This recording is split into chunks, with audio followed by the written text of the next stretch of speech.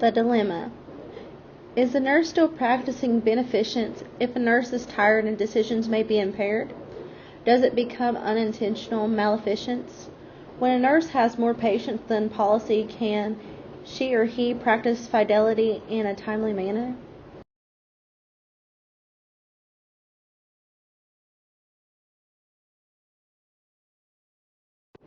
Contributing factors. Nursing school enrollment is not growing fast enough to meet the projected demand for RN and APRN services. A significant segment of the nursing workforce is nearing retirement age. According to the American Association of Colleges of Nurses, AACN, the current shortage of RNs in the U.S. is only expected to increase as the need for healthcare demands and baby boomers age and ultimately retire. This year, there will be far more RN available jobs than any other professions. With more than 500,000 seasoned nurses leaving the profession to retire this year, the U.S. Bureau of Labor Statistics projects the need for 1.1 million new nurses for expansion and replacement of retirees. Changing demographics signal a need for more nurses to care for our aging population. Insignificant staffing is raising the stress level of nurses, impacting job satisfaction and driving many nurses to leave the profession. As modern medicine improves, so does the average life expectancy for individuals, creating an increased need for nursing, caring for older, aging, and more complex patient populations.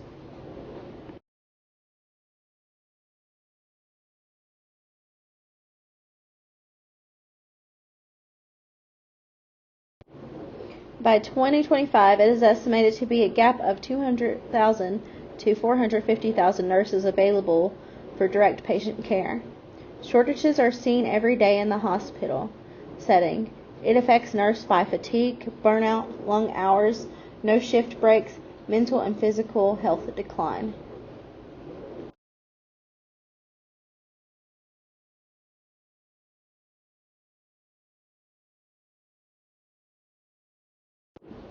Impact on patient safety.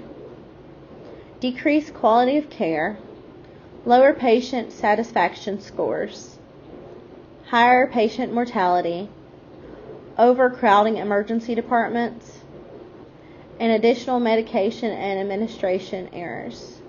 Due to the high-intensity nature of nurses' work, nurses become at risk of committing errors while providing care. Without adequate staffing ratios, nurses are responsible for caring for more patients, often leading to additional interruptions, which is shown to increase patient safety errors as well. Units without enough nurses on staff may require excessive overtime shifts or routine double shifts. In one particular medication area that proved fatal, the nurse noted that her fatigue from working a double shift the previous day played a major role in the negative patient safety outcome.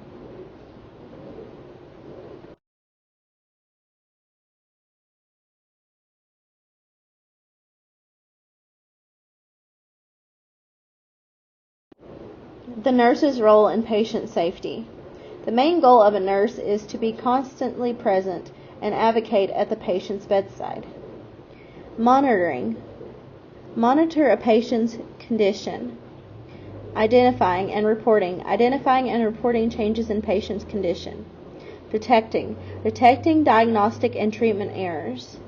Administering medications. Inadequate staffing and poor working conditions strain healthcare workers and can lead to an increase in adverse patient safety events such as diagnostic or medication administration errors. Nurses are one of the first lines of defense against these defects. The primary role of a nurse in promoting patient safety is not that of a patient advocate who is constantly present at the patient's bedsides. Nurses also regularly interact with other medical professionals, physicians, pharmacists, and many more, putting them in the unique position of being able to influence patient safety across the entire continuum of care. Nurses have a broad range of responsibilities that have a direct bearing on patient safety.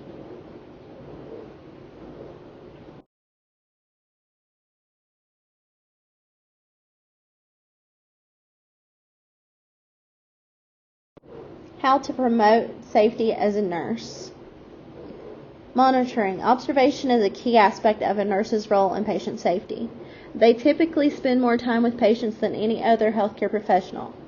They need to be vigilant and monitor for all manner of complications, from bed sores to infections.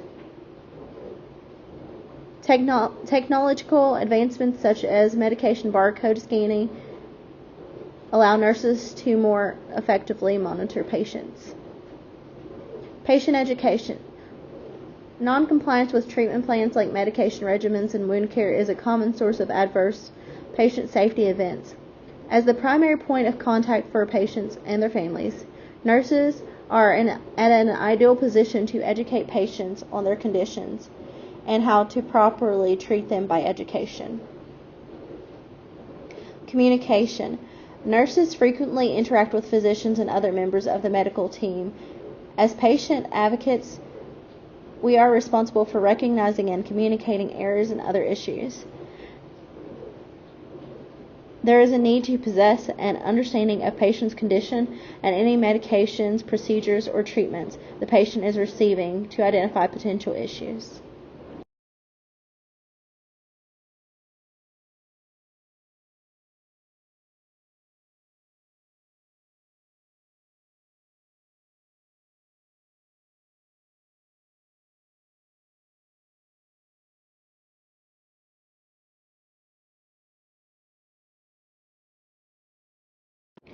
According to the National Nurses United, this is the proposed federal RN to patient safe staffing ratios. Operating room trauma patient in ER 1:1.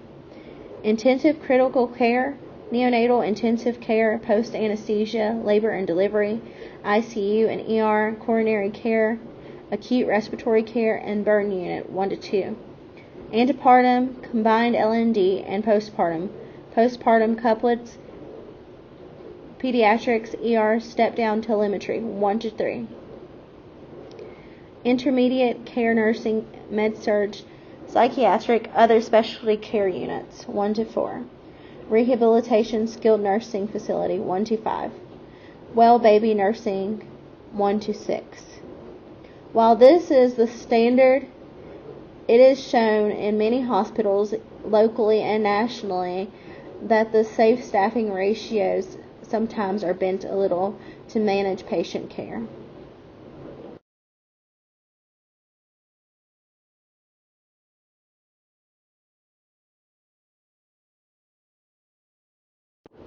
Principles for nurse staffing. Nurse staffing is an asset to ever-evolving healthcare systems.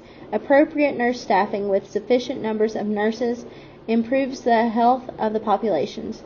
Nurses at all levels within a health care system must have a substantive and active role in staffing decisions. Principle number 1, healthcare consumer. Nursing staffing decisions are based on the number and needs for the patients, families, groups, and communities and population served. Principle number 2, interprofessional teams. Optimal care is achieved through individual actions and collaboration with other healthcare team members. Nurses are full partners in the delivery of safe, quality healthcare. Principle number 3, workplace culture. Organizational leaders must create a workplace environment that values nurses as critical members of the healthcare team. Principle number 4, practice environment. All nursing care delivery systems must provide the necessary resources to meet each healthcare consumer's individual needs and demands of the unit. Principle number 5, evaluation. Organizations must have appropriate nurse staffing plans. All settings need well-developed staffing guidelines with measurable nurse-sensitive outcomes. The federal government requires hospitals that participate in Medicare to maintain adequate numbers of licensed registered nurses, licensed practical vocational nurses, and other personnel to provide nursing care that meets the need of all patients. The vague language in the law has led states to take action on their own and nursing groups to push stronger for federal legislation. Groups like the ANA and National Nurses United support legislation that establishes minimum nursing staff levels that can be adjusted based on patient needs. California and Massachusetts are the only states that currently have such requirements in place. California requires a minimum ratio of nurses per patient to be maintained at all times by hospital unit, while Massachusetts mandatory applies exclusively to ICUs with either a 1-to-1 or 1-to-2 nurse-to-patient ratio, depending on the condition of the patient.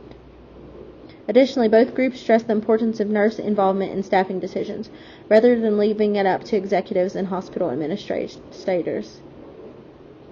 Nurses best understand the importance of individualized patient care.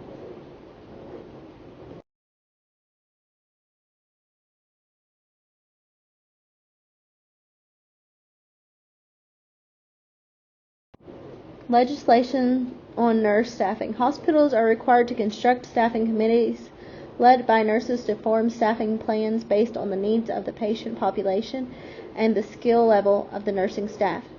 Lawmakers mandate specific nurse-to-patient ratios. Facilities must disclose staffing levels to the public and/or regulatory body.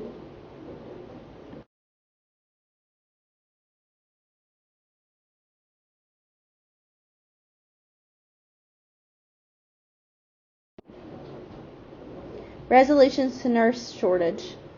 Healthy work environment, diversity, equity, and inclusion. Work schedule flexibility, stress injury continuum, innovative care delivery models, and total compensation.